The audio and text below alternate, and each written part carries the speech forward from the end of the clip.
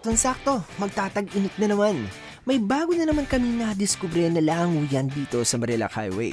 Buti na lang, may kaibigan akong napakabilis kausap na always on the go pagdating sa Budulan. Sinundo ko ang kaibigan kong si Jerlo sa bahay nila. Nirekta na namin agad ang Marilac Road para mag-scout ng malalanguyan. May mga nakita kasi kung bagong bukas na resort at ito ang balak naming puntahan. Kinondisyon muna namin ang motor ko dahil sasabak na naman siya sa mga paahong daan sa Marilac. Hindi talaga ako magsasawang bumiyahe sa lugar naming to dahil napaka-solid ng daan, napaka-presko ng hangin, napakaganda ng tanawin at perfect ito sa mga nais lang ay lunurin ng mga lungkot ng buhay. Try nyo mag-explore dito sa Marilac. Nadaanan namin muli ang Sea of Clouds sa kilometer 106 at binaliktanawan namin ang mga masasayang alaala nung kami ay tumatambay dito kasama ang mga kaibigan. Wala pa rin pagbabago, napaka-relaxing pa din ang lugar dito at kung nais mo lang ay magsunog ng oras kasama ang mga kaibigan, pamilya o jowa mo, dali mo na sila dito. May 30 pesos lang na entrance pag day tour at 350 naman kapag overnight camping. Mga 1 kilometrong layo naman mula sa Sea of Clouds ay dinayo na din namin ang kilometer 105 campsite. 20 pesos per pax ang day tour at 300 pesos naman per pax pag overnight. Napaka-relaxing ng lugar, napaka-raw ng camping site at may spot sila dito para sa mga Instagrammable shots nyo.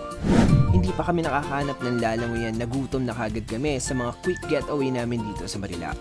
Kaya naman, nag-stop over muna kami dito sa may tulay ng Kerosep at nagpansit canton muna para may energy kami sa aming paghahanap ng malalanguyan.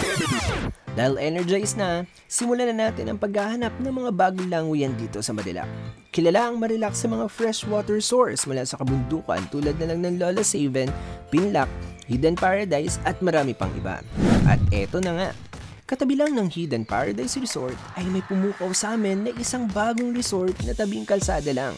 Tanaw mo agad ang kanilang mga kubo at man-made pool. Ito ang Villa Marcelina The Roadside Resort. Located sa kilometer 12, Barangay Magsaysay, Infanta, Quezon. Paano magkano yung entrance dito? 30 pesos lang entrance. For day tour? Day tour. Pag overnight? 50 pesos. 50 pesos. Ano pa yung mga ino-offer niyo dito? Package ko, 500 day tour. Overnight at is 800. 800 pag Pwede overnight. rin silang mag-tent. Tent. So, 150. Running water ang pool dito kaya siguradong fresh ang tubig mula sa kabundukan ang paglalangoyan mo. Napakalamig at paniguradong tanggal ang init ng katawan mo pag lublub mo. Naabutan din pala namin ang ongoing construction ng isa pang pool para sa ating mga ka-travelers at preparasyon na rin nila ito para sa paparating na summer kaya malamang dudumugin ito. Kaya ano pang hinihintay nyo? Let's go! At dito na naman nagtatapos ang ating quick ganap for this weekend. Ako ang inyong Bex Traveler, JB.